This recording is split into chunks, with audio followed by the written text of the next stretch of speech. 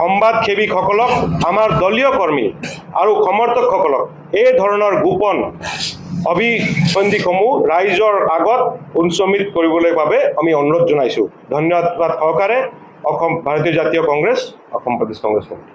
তেজপুৰ বিধানসভা সমষ্টিৰ শ্ৰী অলোক নাথৰ মুখ্য প্ৰতিনিধি হৈছে অসমৰ জাতীয় জীৱনৰ পুৰোধা ব্যক্তি শ্ৰী বিষ্ণুৰাভ ৰাভা প্ৰসাদ দেৱৰ পুত্ৰ শ্ৰী পৃথ্বীৰাজ ৰাভা। তেওঁ এগৰাকী শিল্পী আৰু অভিনেতা, এই বিষয়ে কোনো দ্বিমত নাই। কিন্তু বিগত 5 বছৰত সমষ্টিটোৰ বিধায়ক হিচাপে তেওঁ কি কৰিছে সেইটো অতিকৈ চিন্তনীয় বিষয়। ঐতিহ্য সমৃদ্ধ তেজপুৰ নগৰত তেওঁৰ কাৰ্যকালত উল্লেখযোগ্য উন্নয়নসমূহ কাম কাজৰ পৰিলক্ষিত হোৱা নাই। আনকি তেজপুৰ গৌৰৱ তেওঁৰ পিতৃক সমান অক্ষুণ্ণ ৰখাটো তেওঁৰ ব্যৰ্থ হৈছে। অন্য এটা গুৰুত্বপূৰ্ণ বিষয় যে নিৰ্দলীয় প্ৰাৰ্থী শ্ৰীমতী পল্লৱী শইকীয়াক দল বিৰোধী কাৰ্যকলাপৰ বাবে ভাৰতীয় জাতীয় কংগ্ৰেছ দলৰ 6 বছৰৰ বাবে দলৰ পৰা বহিষ্কৃত কৰিছে। তেওঁ দলীয় প্ৰাৰ্থিত্ব লাভ কৰিব নোৱাৰি বিৰোধী ঐক্য মঞ্চৰ ক্ষতি কৰাৰ উদ্দেশ্যৰে নিৰ্দলীয় প্ৰাৰ্থীৰূপে প্ৰতিদ্বন্দ্বিতা আগবঢ়াইছে। তেখেতৰ সৈতে কংগ্ৰেছ দল বা দলৰ কৰ্মীসকলৰ কোনো সম্পৰ্ক নাই। কংগ্ৰেছৰ সৈতে নিজৰ সম্পৰ্ক জাহিৰ কৰাৰ চেষ্টা কেৱল দলৰ বিভ্ৰান্ত আৰু ক্ষতি কৰাৰ এক ব্যৰ্থ প্ৰচেষ্টা। বৰ্তমান অভিযোগ উঠিছে যে তেওঁ বিজেপি দলৰ প্ৰত্যক্ষ বা পৰোক্ষ সমৰ্থন লাভ কৰিছে। সংখ্যালঘু এলেকাত বিৰোধী ঐক্য মঞ্চৰ শক্তিশালী অৱস্থান ক্ষুণ্ণ কৰাৰ উদ্দেশ্যে এনে প্ৰচেষ্টা চলোৱা হৈছে বুলি সন্দেহ কৰা হৈছে। সাংবাদিক বন্ধুসকললৈ নমস্কাৰ জনাইছোঁ।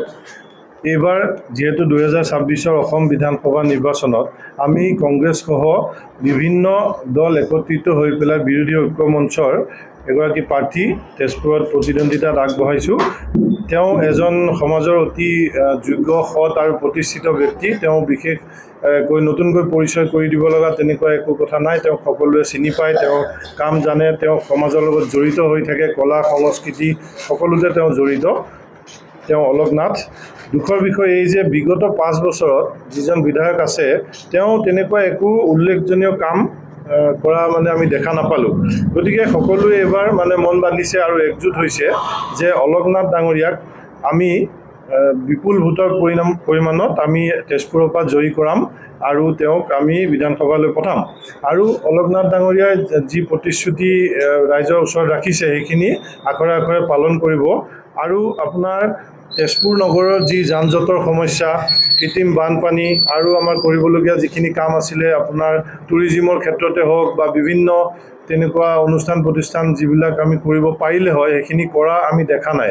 গতিকে এটা ভাল বাতাবৰণ সৃষ্টি কৰিব কাৰণে আৰু কৰ্মমুখী এখন চৰকাৰ দিবলৈ আমি অনাগত দিনত অসম গৌৰৱ গগৈৰ নেতৃত্বত আমি অসমত এখন সুস্থিৰ চৰকাৰ দিবলৈ আগবাঢ়ি গৈ আছোঁ আৰু তাতে আমি অলোক নাথ ডাঙৰীয়াক জয়যুক্ত কৰি আকৌ পঠাম।